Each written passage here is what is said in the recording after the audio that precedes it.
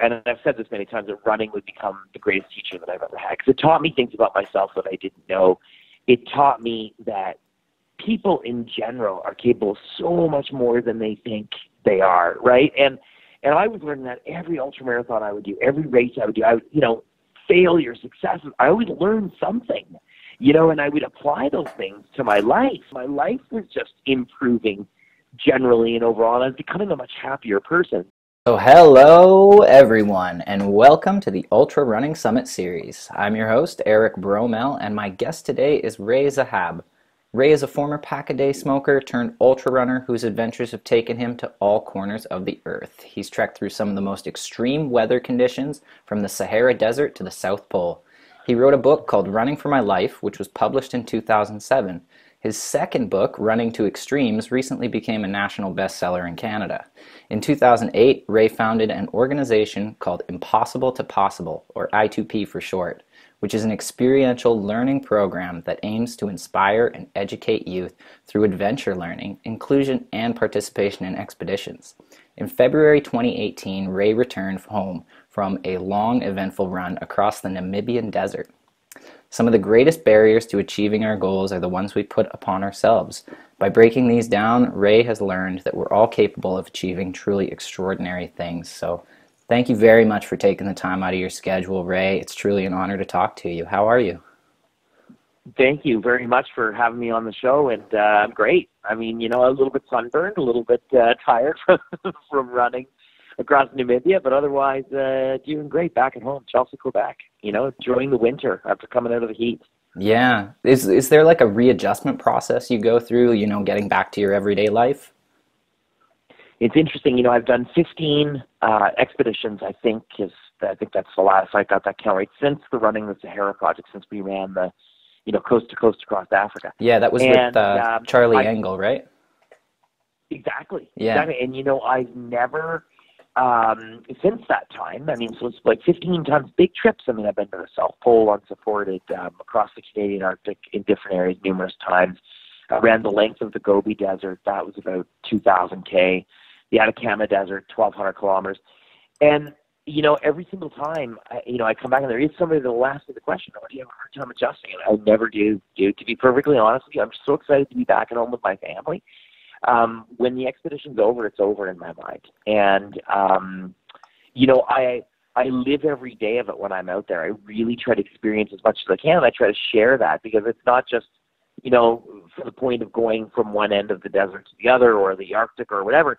It's to share what it is that I'm experiencing when I'm out there, whether I'm solo or whether I'm with a team, and we try to create content, build websites, share it with schools.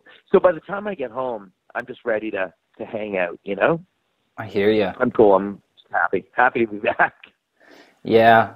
Is there, do you experience like some difficulty staying in the moment when you're busy recording? Like, I always notice that with my own travels, there's a bit of a trade-off between being able to experience the places and the people that I'm meeting, and having the opportunity to document and share that with my friends at home.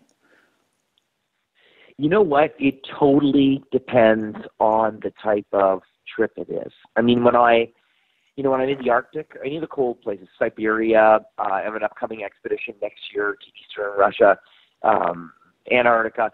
In those expeditions, we're unsupported, self-contained, whether I'm, again, alone or I'm with a teammate.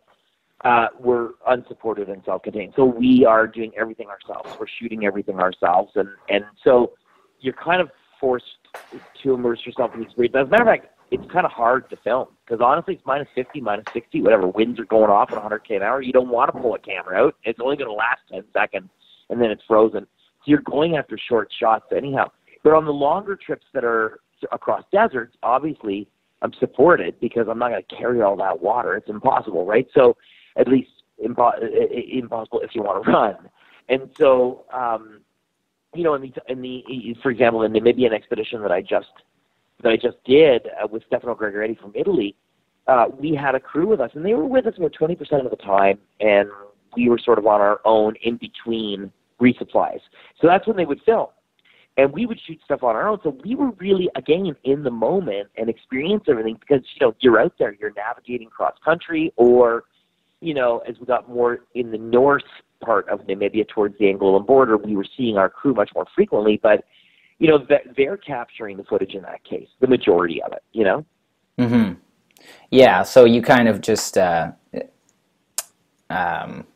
you just rely on other people to do a lot of the documenting then, and that gives you more of an opportunity to stay in the moment yourself.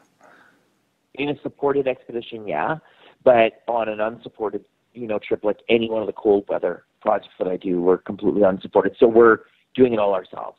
So like you're kind of doing double duty, but I think that it works both ways because, when I'm pulling that camera or I know that I'm going to upload a photo and a ton of schools are going to tune in to see what Baffin Island looks like in the middle of February, for example, I'm stoked to, in that moment, get the best photo that I can, or the best piece of video that really shows what we're experiencing in the Canadian Arctic. So, it's just part and parcel. It kind of makes you more focused, I think, in some ways. Mm-hmm. Yeah, because then you're really capturing on behalf of other people too, and it gives you more of a why factor, like you're capturing for the kids, right?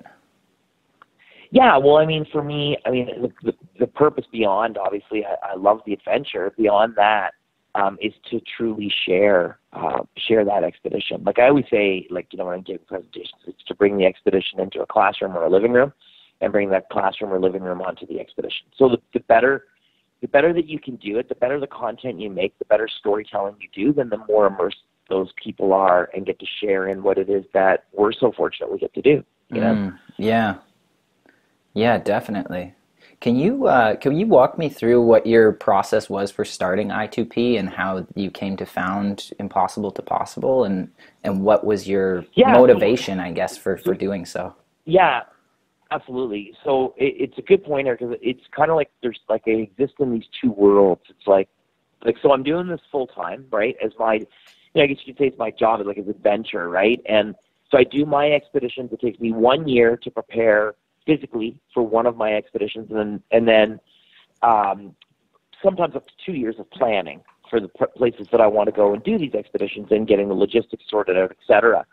The youth expeditions through Impossible to Possible, it's a completely different thing, right? And so I'm a volunteer in that organization. Mm-hmm. And, I started it based off of the Running the Sahara project. So, my history, you briefly mentioned it. I was a guy who many years ago, late 90s, was a pack-a-day smoker, pretty unhealthy, and I was 30 when I really committed to a new lifestyle, basically following my brother into the outdoors. He, I still say, is the greatest inspiration I've had.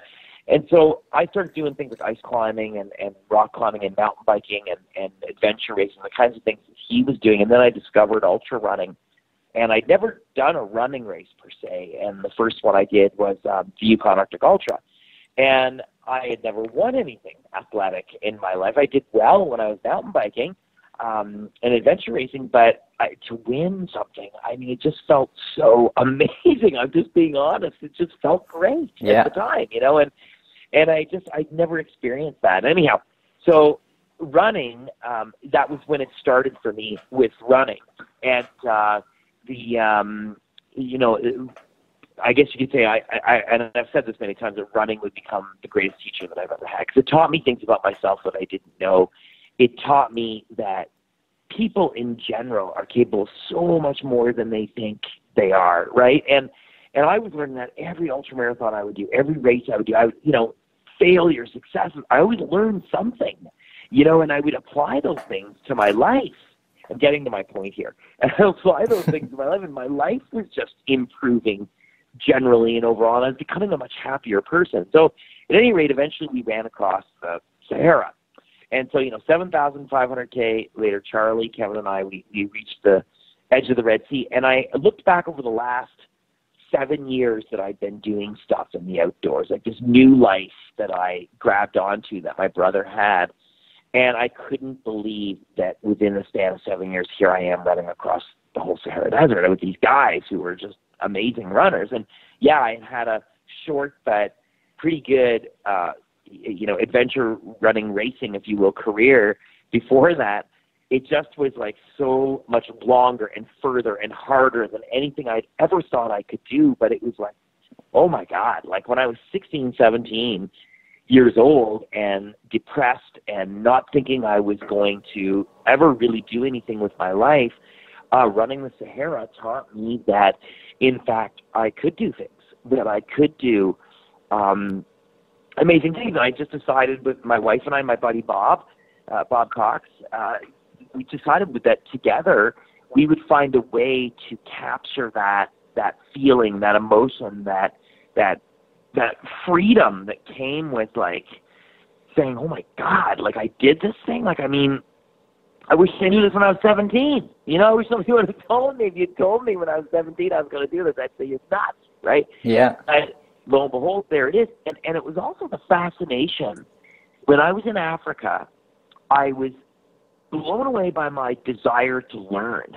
That was the other thing. Like, I barely got out of high school, and I think they graduated me to get rid of me. Is always the joke I say, you know. And then I went to community college and I never finished. And so, you know, I just, you know, like, wanted to learn when I was in the Sahara about the people and the place. And the further the adventure went, the more I was learning about culture, the more I was learning about water issues, for example, in North Africa. Mm-hmm. And I thought, okay, so adventure and running, this is a great way to learn. So now I'm learning about myself, and I'm learning about a continent, Africa. I'm learning about these 6 countries we're running through. I'm learning so much about the world in a different way through an adventure. And then, as you can imagine, I said, you know, with my wife and my buddy Bob, I said, you know what, it'd be really cool if we could create something for young people that are 16, 17, Mm-hmm. that would be free, and it would give kids or young people an opportunity on their own version of the Running the Sahara expedition, and in some part of the world, challenge themselves physically like they never had, see a remote part of the world, do something that was life-shifting at a young age. And it's never too late, ever. I mean, obviously, you know, I didn't start this until I was 30, and I didn't start running really until I was 34, 35, you know, in that range. So, but that was my goal, was to reach young people and say, hey, look I mean, you know what? You can do amazing things, and you've got your whole life, right? So Mm-hmm. let me just save you some time here. You know what I mean? I saved you some time. And so that's not all. And it wasn't easy when we started. I mean, we're in our 10th year. We're celebrating our 10th year.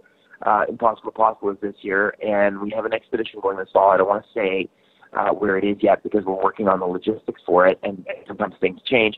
But, you know, it's gone so quickly. You know, it just seems to Mm-hmm. zip by. But it's when you're passionate about something, like I am about this organization, you know, the time evaporates, right? That's truly incredible. Like, I think there's a lot of youth out there that they don't necessarily resonate with the current paradigm of school and the structure that has existed for, I don't know, the last 200 years or however long that school model has existed. I know I went through some of the typical and ordinary, like, throes of adolescence where you're unsure of your future, you have self-doubt, yada, yada, yada. And it's so inspirational to see that there's programs like this now for kids that are coming up, and the world is literally at their fingertips. Kudos to you for this organization, man. Think about it, though. I mean, there's really great organizations out there doing amazing work. We're just doing things the way I know how to do it, and my team knows how to do it, and that's why we're doing this. This is the path we've chosen. Mm-hmm. But, you know, these feelings of self-doubt and these feelings, you know, I've often said, and I believe this, that the most difficult things that we go through in our lives are relative to us as individuals, right? So what you're going through in your life seems like the worst possible thing in the world. I remember totally feeling inadequate, all that stuff that people go through. It's a normal thing, right? It's said. But why does it happen? You know what I'm saying? Like, I mean, I get it, right? But, and looking at education, our system is under so much pressure as it is. Mm-hmm. Teachers, have a tremendous amount of work in front of them. And if we can provide additional pieces of content, this is in the full curriculum that we do on every expedition. We've used that term before, but it's actually educational resource material. So it's comprehensive, and we sort of make it as experiential as possible. But it's up to the teacher and the school. They can participate with as much or as little as they want, but it's free. That's the thing. It's free for the youth ambassadors to go on these expeditions, kids that get selected, and it's free for the schools to participate. So, and they can have any content that we create when we're out there. All school students request it, and we'll send it to them from any expedition. So, it's this concept that, good learning experiences can be free. The resources available to schools, good resources, can be free. I mean, it's just, that's our goal. And again, going back to giving youth the opportunity to be inspired by other youth, And so, obviously, you've got the 5 or 6 at a time. I mean, we can afford to take at a time, so that's why we take that number on a youth expedition. That's what we can afford. That's what our budgets will allow. But it's their impact on the thousands of young people that are following them, right? And following their every step. And, another 17-year-old or 18-year-old or 19-year-old watching them saying, wow, that's totally rad. I'd like to do something like that. Just that thought is inspiration enough for them to maybe do something different or do something new in their lives or try a different challenge. It doesn't necessarily have to be ground-based, Yeah, definitely. Like, just that spark, that's all it takes. And that's the thing with creating content too, is like you have the opportunity and the ability to inspire people, and inspiring youth can create huge change in the world. Yeah, absolutely. Well, look at today, all that as we're, interviewing youth of today have a voice because they understand technology and they understand communication in a way that my generation of almost 50 did not know. Right? And so, you've got, in the U.S. today, for example, our neighbors to the south, their schools are, like, empty today because students are protesting the NRA, and they're protesting gun laws in the United States. And so, I mean, students have a voice out. And where is it? It's on our news. It's on the Americans' news. It's on global news. You're seeing it everywhere. Yeah, so it's global. Youth have a voice today. They have the capacity to not only create amazing stories and tell their own stories, but make a change. Yeah. Changing gears here a little bit, I'm just curious, do you think that you're born with a purpose that you needed to discover in life, or do you think you've chosen a purpose for yourself? And I guess, do you feel like you're living a purposeful life right now? I try not to think too much about or analyze. I think we do that a lot. We overanalyze everything that we do in our life, and we then wonder and ponder every single thing that happens in our lives and the way it happens. I've had many close calls. I try not to think too much about those. I would say that more than it being something that you're born with, I think that it's in every single one of us to do amazing things in our lives, or do extraordinary things. I'm just moving through the entourage of children in my house right now. It's just every one of us has that capacity to do amazing things. And so, are we born with it, or is it something that we learn? It's kind of irrelevant. It's just finding happiness in your life, finding a place that is things that make you happy, without it sounding too cheesy or corny. When you're in that living your life in that way, then that's true in a sense success, right? You only have one ticket to can. That's jam. You want one ticket to can, one chance to live your life the way you want to live it. And so, are we lucky if we find happiness, or does it happen when we start living towards that? You know what I mean? I don't know. All I know is that I know what makes me happy. I know what I'm passionate about, and I kind of pursue it. And that's it. I don't look in the rearview mirror too much. Yeah, no need to overthink things. I hear you. I'm guilty of that, though. I overthink a lot, so it just is what it is. Well, yeah, but I mean, we all do. I mean, it's part of being a human being, right? Well, there's nothing wrong with, like, analyzing these situations. For example, I plan for an expedition for a year or two in advance, so I'm planning my expedition more than I plan my drive to the grocery store. But, I don't want that to be part of my entire life. and my thought processes and the decisions I make. You know what I mean? Mm-hmm. I try to live in the moment, and it's like what you were mentioning in the very first question. When I come home from an expedition, do I have time adjusting back? Well, no. It's because I'm not thinking about, is it going to be hard to adjust back when I come home? I'm just home. And it just is because it is, Yeah. So I'm curious then, apart from the necessary planning for like the weather and the conditions of your expeditions, do you have mental training practices that you employ when you're preparing, like meditation or some other variation of that kind of gets your mind engaged and locked in and focused on your goals? Yeah, you know what? I don't really. I would say that. Well, I just said that, and I should have thought more about it. I used to sort of. The word I'm looking for, I'm stumbling here. I used to practice more visualization before going on an expedition, or even when I was racing, especially when I was mountain biking. Before I started running, ultra running, I would visualize the race course. I would ride it, I would pre-ride it, and I would visualize it over and over and over again. And I found that really helped. And the tool that I learned from a sports psychologist, and it was something that is like inherent now. And I find myself just kind of automatically doing that before I go on an expedition now.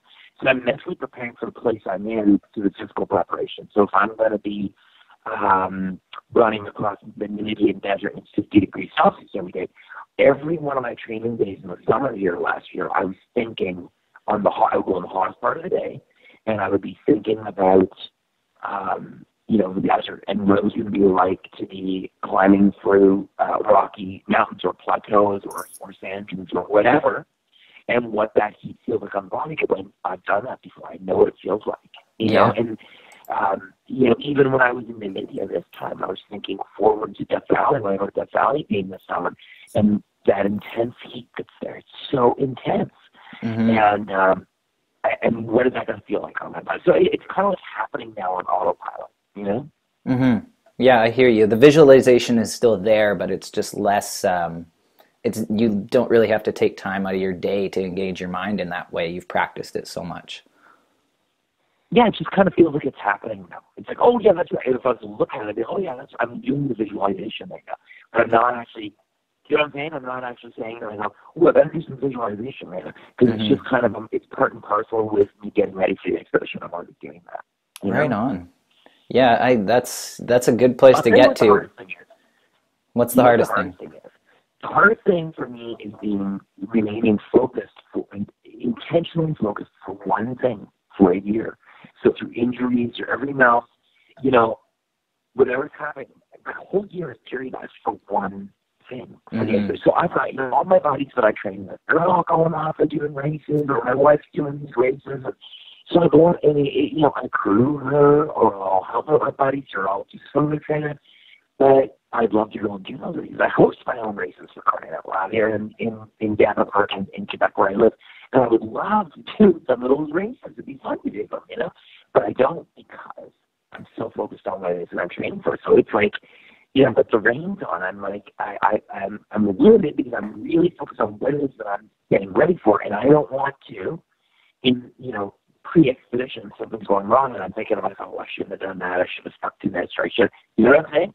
So I'm already in a year in advance, so prepared and focused on what it is that I'm doing, and it kind of plays itself out, and then that visualization piece is part of that. Okay. Yeah, I hear you. So can we talk about Namibia for a minute then? Like, I'm just curious, like, what it was like, what did you eat, and like just some of the specifics, I guess. Let's start. What did you eat mostly during the Namibian trek? So in Namibia, we were having the things that would stay in the heat to our crew, because we had a crew we camped with every night, right? So that they would have less issues, with food safety and all the rest of it, right? So I've eaten some really bad things in my life. I've been really, really sick from it. So, mainly potatoes, rice, beans, the main part of our diet. Occasionally there was other things when it was available, but that was mainly what we ate. And it's interesting. It's in complete, and I'm, by the way, co-founder of all worlds, around the casual pub assault. Yep. But in contrast to an Arctic expedition, where I spend 6 months training to just eat 90% fat diet when I'm up there because I'm hauling everything. So it's 9 calories per gram for fat, right? So obviously I'm going to take the majority of my calories are going to be from fat because I'm getting more bang for my buck. So I train my body to process through that fat and use it effectively as a source of energy. This time, it was like, what was the least sort of perishable, if you will, Well, dried beans, canned beans, rice, potatoes lasted for as long as they would last. And that's sort of what we did, right? So, yeah. There's been other places where Mongolia, for example, we do a lot of local food. Okay. We were in some part of Mongolia, I don't even know where it was, probably halfway. And it was like, I think we crossed 3 or 4 communities the whole time with our van across the Gobi. And, at one point there was a guy who had a goat in his trunk, like that he had, it was already slaughtered, and like, hey, you guys want to buy this goat in this tiny little town, like, population 200 probably, and we're like, yeah, for sure. So, you cook that up, and that's right. Right on. Dependent on, on the place, right? Yeah, what's there, and I guess you just eat like the locals in some cases, whatever's available. Yeah, and in the supported, like out of Canada, for example, in Chile, which is like the dry prisons, I crossed that in the summer. And that being like 45 degrees Celsius every day. It's just insanely hot. And I did that solo, but with a support crew. So I'd see my crew minimal crew, I was 3 guys. And I would see those 3 guys every 25 to 30K, sometimes 20K, sometimes even 15. It just depended on the day and where I was going and how much cross-country I was able to do. And I would, everything. It was so hot there. We had no, obviously, refrigeration of any kind. So I was like, we bought these jars of mayonnaise and stuff at one point early on in the expedition near the Peruvian border, and they had definitely gone off within the first week. Oh yeah. So you're trying to force yourself to eat, and then getting in that expedition, we were eating leisurely. Like it was like we were eating rice, beans, whatever we could, occasionally canned fish, for the protein that I needed, and so and then I rounded all out with a green supplement. From a company called Carton of Life. That's their stuff that I take that, so at least I feel like I'm getting vegetables. So I was putting that out there with me, Yeah. No matter where I am. Yeah. There's always those supplements that you can take with you, the dry greens and stuff. Yeah. With Namibia, I was following you along on social media, and there were a couple of times where you posted something that was like an announcement that you were going through lion territory, and I mean, other than the intense heat and the weather conditions, you're also dealing with like wildlife, and in, I guess, some parts of Africa, there would probably be some local conflicts and war zone type situations. Can you kind of tell me about the dangers that you might encounter other than the climate and the weather conditions? Well, first of all, as far as, people are concerned, everywhere that have gone on this planet, I believe people are generally good. I really do believe that. And I've never been in a situation, knock on wood, where people haven't been anything less than like totally welcoming. They're fascinated by the fact that these bozos are running, in heat and all. And I mean, so it's like you take the opportunity to meet people and you learn so much from other people, right? And you make friends, and so the people thing's always been really good. The wildlife definitely in certain areas, it's more the scorpions and the snakes and all that stuff that you gotta kind of watch out for. The Atacama, there's nothing worth that. There's nothing in the Atacama. We were sleeping around the ground. I didn't need a tent in the Atacama. But in Namibia, it's different story completely. There's all kinds of things there, right? And then that part in the north where the lions, where we planned for months and months in advance that we would, in that northern part, when we were in the riverbeds and when we were in the cross-country section, that we designed our routes specifically so we'd be able to see our crew at least every 5K. And the furthest they got away from us was like 10 in that northern part where the lions were. There's actually one section, riverbed, tribe riverbed, that was so sketch from wildlife perspective, there was elephants had just been there the night before, and they can be quite dangerous.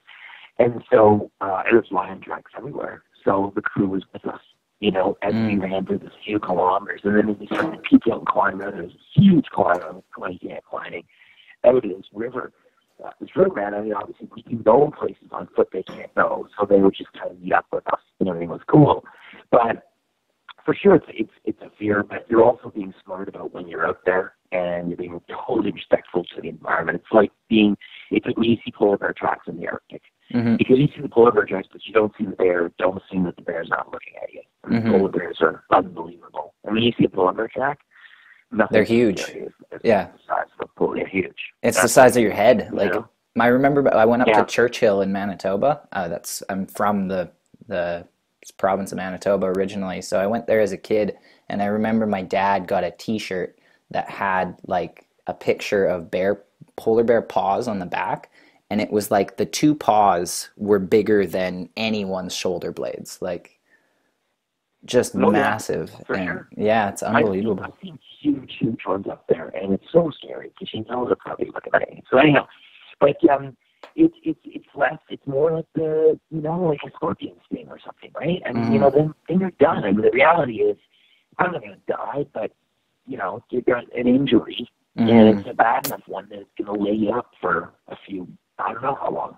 So I'm really, especially I've been to the Amazon a few times, and I'm super careful when I'm there. Oh yeah, yeah. There's all kinds of little things there lurking and under leaves, and I can't even imagine so much biodiversity in the Amazon, but it just comes down to, like you said, respecting the environment and knowing what's there.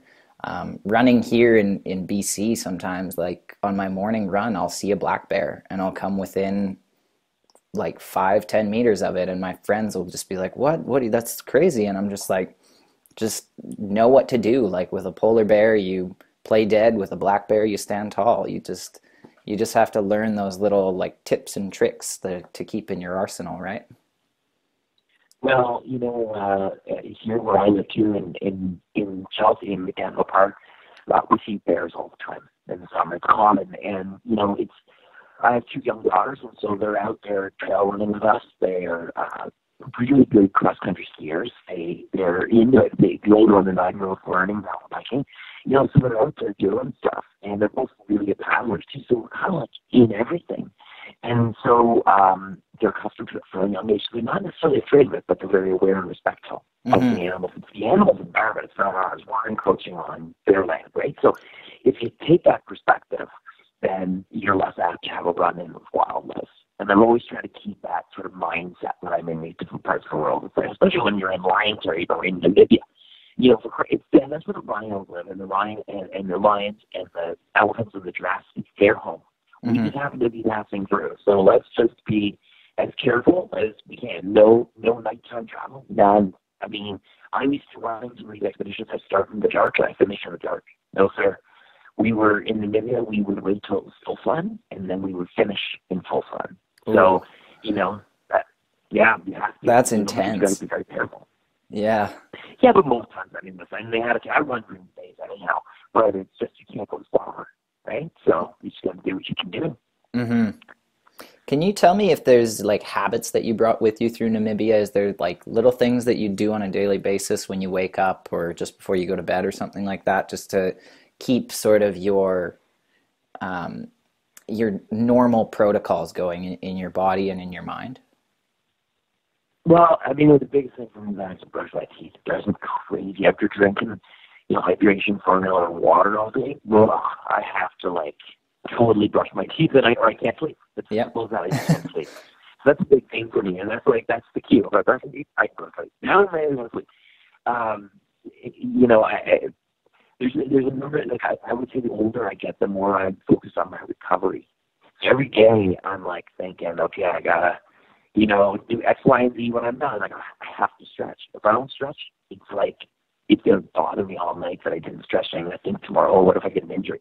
So, I'm kind of I'm focused on my whole recovery protocol also, So I think that's about the biggest habit thing, if you will. And then obviously I want to speak with my family and my wife and my kids. So I make sure it's every couple of days, no matter what, by satellite, I'm communicating. Yeah. Yeah. And then do you drink like coffee in the morning, or what's the morning routine Oh before yeah, I you have get coffee going? every morning. Every Okay. morning. I mean, giving me coffee is like it's impossible to do anything without coffee in my world. So, coffee for sure, and then yeah, I mean, it's totally straightforward. Again, supported expedition, right? Completely different than cold weather expedition. Cold weather expeditions like the Arctic stuff. If usually I'm with someone, right? Mm-hmm. And it leads to Stefan Gregoreni, or I've done projects with Jen Sager from out west. You must know Jen. Mm-hmm. And so you're focused. Everyone's a job, and you do your job, and that's what you do because you have roles, and you practice those roles over and over and over again on the lead up to a cold weather expedition, and so that becomes kind of your habit, if you will. In Mm-hmm. the case of a supported expedition, like I get up, make coffee, have coffee, and then where we have the bread, like it's oatmeal or whatever, right? So oatmeal, eat the oatmeal, and then just go, put the shoes on and go. Mm-hmm. Don't even think about today's running. Just go. And as long as I have my waypoints in order and everything. Yeah. That's a habit actually I've started to implement in my own life too, is like just wake up and then just start training right away. And then when I come home, I can think and do everything else. And it's like right away, just engage my mind in that first thing, just get out the door. And then it makes the whole rest of the day easier, and you can think about everything else that needs to be done later on. Yeah, I'm totally down with that too, dude. Like, I mean, I get the girls on the bus. My wife and I would get the kids on the bus, and then she typically, she's working in the morning, and then I just leave first thing in the morning, and then, I get my training out of the way, and it's usually, but when I'm peaking, it's usually like for the first half of the day, and then I'm done, and then that's it. I'm doing everything else until, you have a routine, right? And you just, our family has a routine. Mm-hmm. We, to us, is normal. I mean, to anybody else, maybe it's not, but I mean, you just do what works, right? Yeah. Have you ever had an expedition that like didn't go according to plan, or like something you'd call a meltdown, or maybe one that just like went way off track? Well, everything. I mean, dude, I've had numerous things, and I tried to, the first time, so I ended up running across South America coast to coast to the Patagonian desert. I did that with Stefano in 2015. That was one of the first things we did together.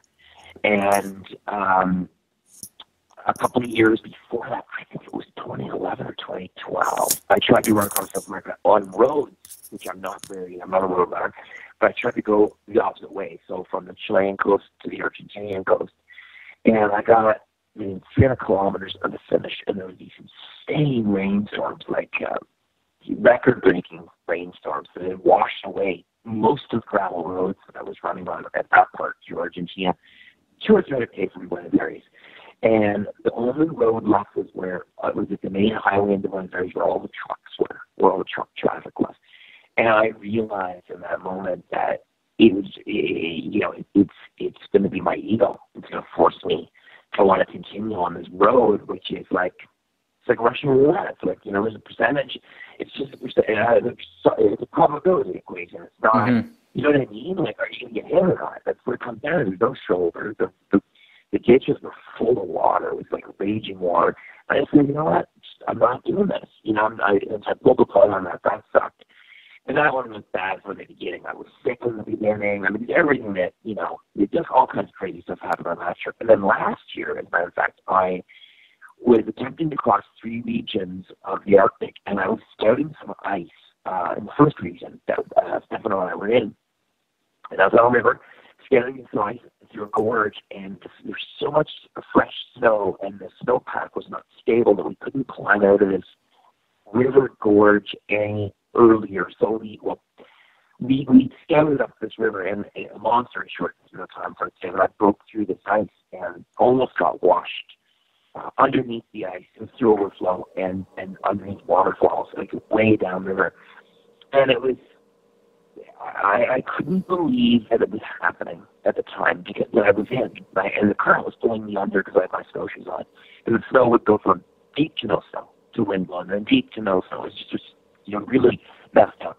And all the experience I had, all this Arctic experience, and I broke through the ice. I just couldn't believe I thought I was dreaming. Mm-hmm. And I almost got swept under, and all the ice was breaking around me and the cracking, and Stefano couldn't get to me, thank God. And normally, in a situation like that, we would be roped in. We weren't roped in because I was scouting ahead. I was just scouting ahead, 3 meters at a time before me. I was very close to him.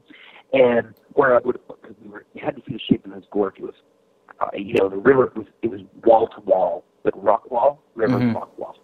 So the whole thing would cave in under the weight, and us, me, him, and the dog, and the pulks, everything, all of it would have gone under the river. It was really scary. Wow. And I was in there for a long period of time, like 2 minutes. I was 30 below. That's terrifying. I ended up, it was terrifying, and I pulled my leg through the water. One of my legs was so in a desperate attempt to get my boot up. I've always planned for the potential, because I'm in areas in the Arctic where you can break through. And I'm on snowshoes, and I know the first thing I'm going to need to do is get my boots off. That's what I have to do. And so they're always unbuckled and loose so that I can get my boots off in a situation. If that ever happens, I figured I was ready. And, I couldn't get them off. And eventually, like I was pulling so hard, my right leg pulled out. It was completely hyperextended. It hooked the other side of the hole that I broke through. And so the minute my crampon on my snowshoe hooked that hole, I just instinctively pushed against it. I pushed myself out enough that I could roll away from the breaking ice. And I rolled to the side, and then Stefano grabbed me. And I was laughing because I couldn't believe that, my brain I lost it. Right? I just couldn't believe that what was happening, and I survived. It was the strangest set of emotions, dude. So at any rate, it's a long story, but we were down there for a few days after that, and making our way out to a point where it was just planning. It just happened this way that a guy I worked with on many of my projects, a photographer, had started from the other end of this peninsula that we were crossing. And he started at the other end, and he was with some English hunters, and they were following some caribou. And he was about 100K, 150K from us. And so 2 days later, they eventually made their way to us and got to us. And we were in a snowstorm. So that was the beginning. The reason I'm telling you this whole long trip, that was the beginning. So I'm fear frosted. I changed. I had all the emergency clothing, the down suit, everything. I had it all in my pulk. So I was able to sit down and change in that cold. But my boots, I had one pair of boots, and they were soaked. And that's what I wore in those cold temperatures for the next 3 days. Whoa. And, they were basically ice coffins. So my feet were frosted. And we beat as much of the ice out of it as we could. But my feet were frozen. And I had down boots, I had everything else. But I had other,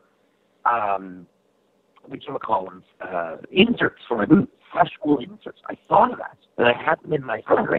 But it was, even with the stove, it was so cold, we couldn't get the boots were solid ice, we couldn't get the old inserts out, right? Wow. And no choice but to wear these boots, long story short. Yeah. And but you know what?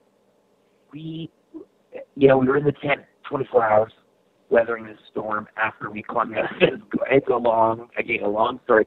We're waiting for John and these guys to come with the snow machines, and we're laying there in the middle of the night, the wind's going off, and Stefano and I are just talking, and we had these 2 stages still to go that we wanted to do, and he said, "What do you think, man? Like, are you going to be able to do it?" And I could feel the hypothermia in my bones, dude. I could just feel it. I felt horrible. And we both discussed the IQB youth ambassadors, these young people who go on these expeditions, and something bad goes for them. They twist an ankle or whatever, and they're out, and they can't run anymore. And, of course, there's extreme sadness. There's disappointment. They've trained for a year or 6 months to go on this expedition. Mm-hmm. They're on a trip and something bad. What do? Well, they always, that's the amazing thing about young people, they persevere. They find a way to get around it and reinvent themselves and keep going. Mm-hmm. And, we're there. I have all this experience. I've done all these expeditions. I've crossed all these deserts, and still I'm learning new stuff, right? Mm-hmm. And so I'm laying there in the tent, and I said, you know what, dude? Paladin, I'll go as long as my body will let me. So we got out of where we were, and we flew to Baffin Island in February, and did the second piece, which was a stage traverse of Baffin. And insane temperatures, man. Like with the wind, you're between -50, -60 with the winds. Right? Wow. Yeah. Unsupported, came through first, and then went from there and epicked across the Northwest Territories on the Mackenzie Ice Road, 500 some odd K.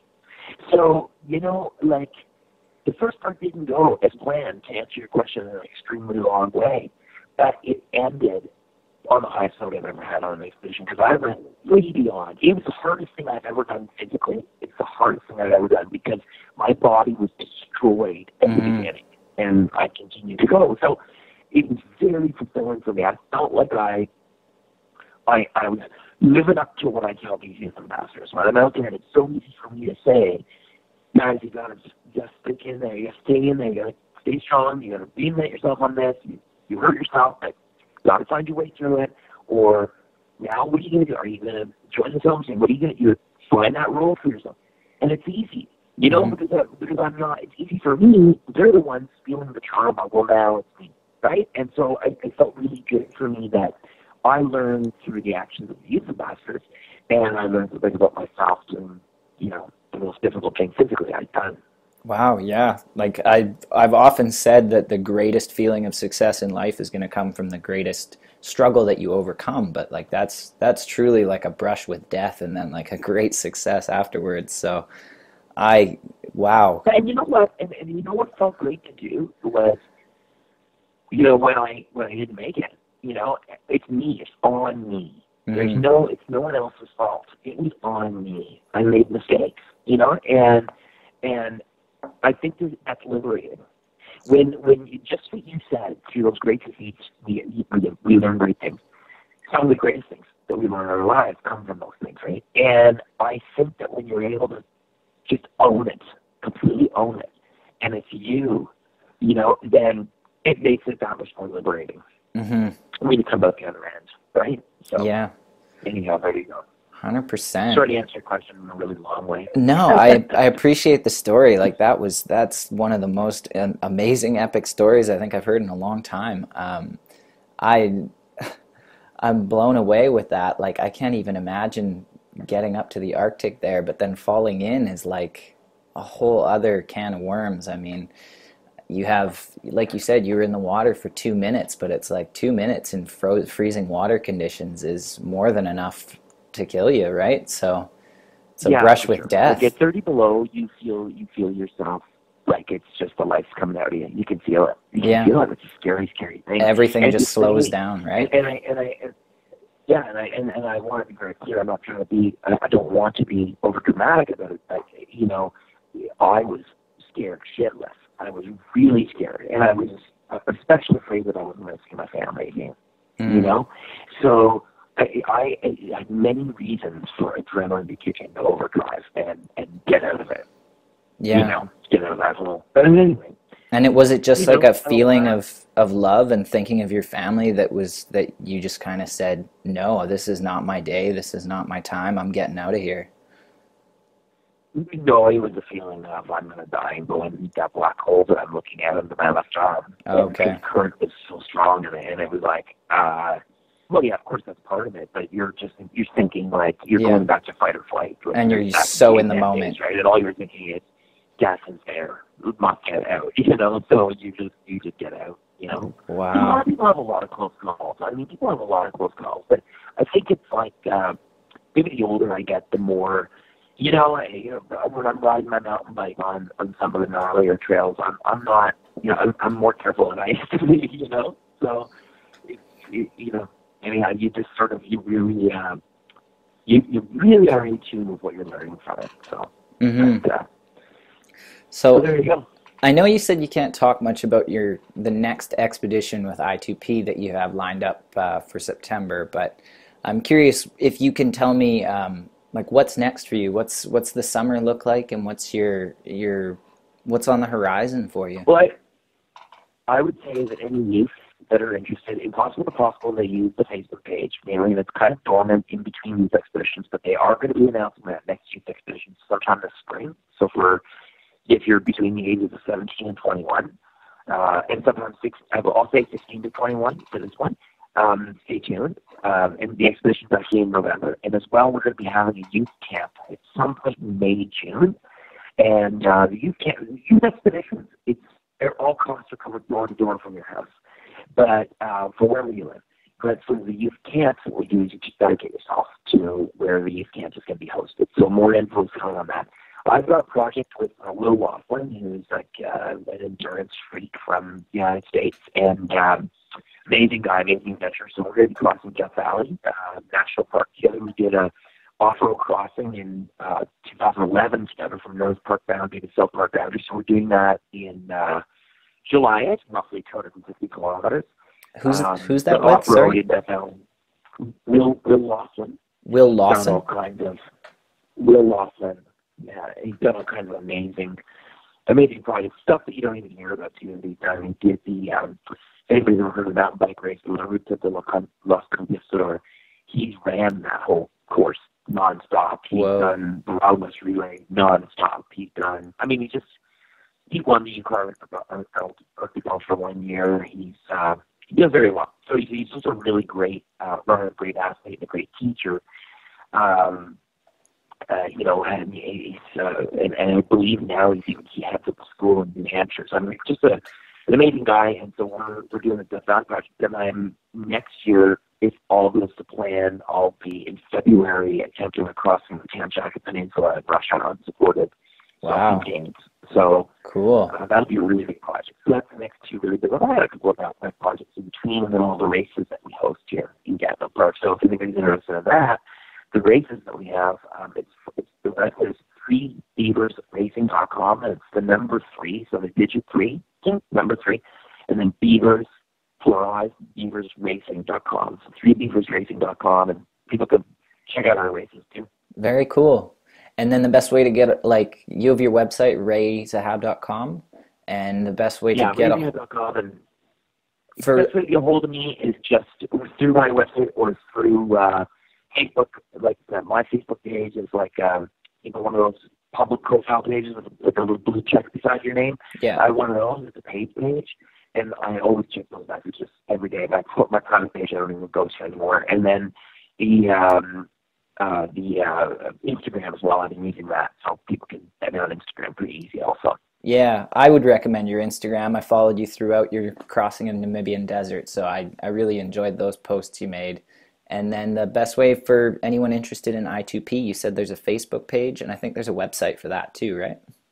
There's a website and a Facebook page, and it's impossible, the number 2, possible.com. So impossible2possible.com. Cool. I'll definitely link all my listeners to your websites and keep them up to date on what you're up to.